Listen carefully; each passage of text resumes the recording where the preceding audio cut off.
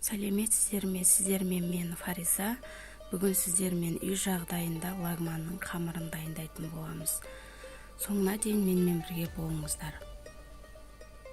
Ол үшін бізге ұн, жұмыртқа, тұз және суық су қажет болады. Суық суымызға бірінші жұмыртқаны жарып салып аламыз, тұз саламыз, жақсылап араластырып, ұнымызға аз-аздан қоса отырып, орташа жұмсақтықта қамыр илейміз.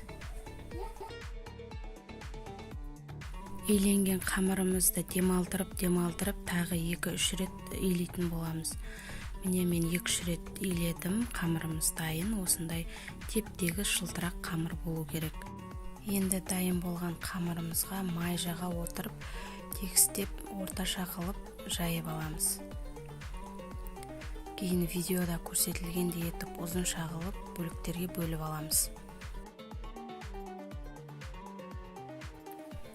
Бөліктерге бөлінген қамырымызды саусақтарымыздың көмегімен осылай басып шығамыз.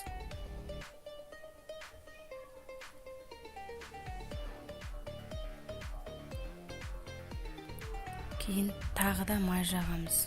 Тарелкаларымызды да майлап аламыз. Кейін бір-бірден алып отырып, столға домалата отырып жайлап созамыз. Лагманның қамыры өте көп демалғанды жақсы көреді, сол үшін асықпай демалтырып жайлап созған жөн.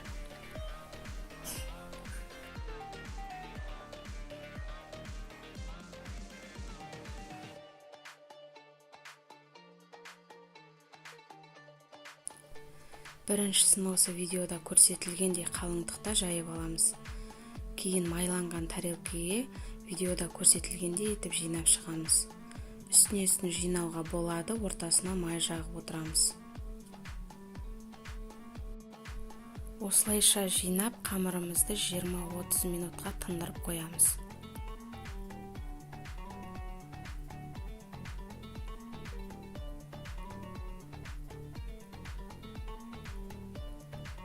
Міне қамырымыз 30 минуттай демалды.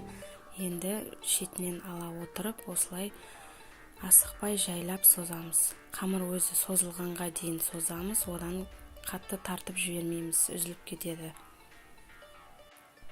Қамырымызды осылайша 2-3 рет демалтырып созатын боламыз. Мен бірінші рет созып бастадым. Тағы да қайталап айтайын, лагманның қамыры демалғанды жақсы көреді. Сол үшін қамырды өзі созылғанға дейін ғана созып жаямыз.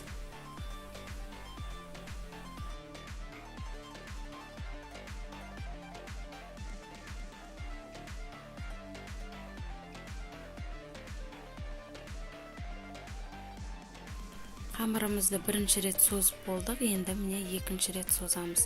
Екінші рет созғанда қамырды демалтырудың қажеті жоқ. Бірінші созып қойған қамырымыздан бастап соза береміз. Ол қамыр кейінгілерін созам дегенше ол демалып тұрады.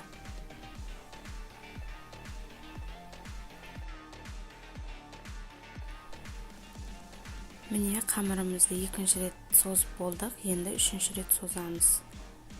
Осылай қамырымыз жіңішке болу керек.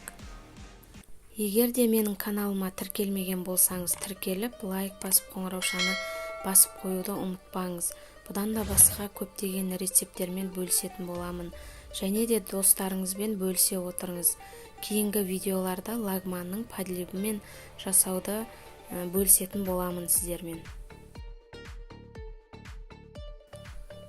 Міне жіңішке етіп созып алған қамырымызды видеода көрсетілгендей етіп, екі қамырдың ұшынан саусақтарымыздың ортасына қысып, видеода көрсетілгендей етіп орап аламыз қолдарымызға.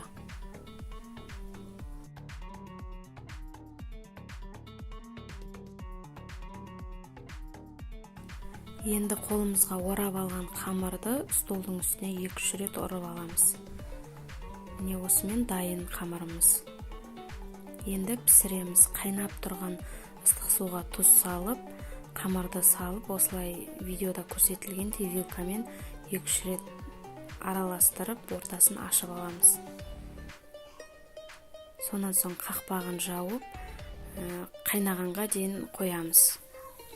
Міне қайнап шықты. Осылай бір көтеріліп бір қайнаса жеткілікті.